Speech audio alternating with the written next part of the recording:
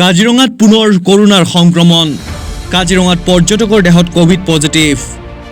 পুনেৰ পৰা অহা দুগৰাকী মহিলা পৰ্যটকৰ দেহত কোভিড সংক্ৰমণ কাজিৰঙাত পুনেৰ পৰা ৰাষ্ট্ৰীয় উদ্যান দৰ্শনৰ বাবে অহা 8জনীয়া পৰ্যটকৰ এটি দল কাজিৰঙাস্থিত কাজিৰঙা হলিডেজ নামৰ এখন ব্যক্তিগত ৰিজৰ্টত বাহৰ পাতি থকাৰ সময়তে আজি দুগৰাকী মহিলাৰ দেহত ধৰা পৰে কৰোনাৰ উপস্থিতি আনহাতে কোহৰা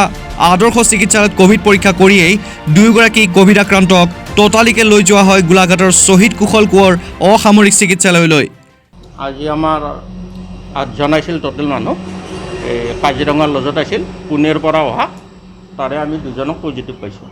ক'ৰ পৰা আহিছে তেওঁলোকে পুনেৰ পৰা আহিছে নামকেইটা পাইছে নেকি এজনৰ নাম গৌৰী আৰু এজনৰ নাম প্ৰিয়ংকা টুৰিষ্ট লজত আছিলে নেকি লজত আছিল কাজিৰঙা লজ বয়স কিমান হ'ব তেওঁলোকৰ 26-30 বছৰ আৰু বৰ্তমান ক'লে নেকি লৈ যোৱা হৈছে তেওঁলোকক আমাৰ গোলাঘাট চিভিল হস্পিটেললৈ লৈ গ'ল কৰোণা হস্পিটেলৰ আৰু বাকী লগত অহাকেইটাৰ কৰিলোঁ নিগেটিভ পালোঁ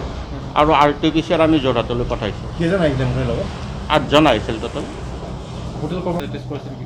তেওঁলোকৰ কণ্টেক্টত অহা 2-3জন কৰ্মচাৰী কৰিলোঁ নিগেটিভ পাইছোঁ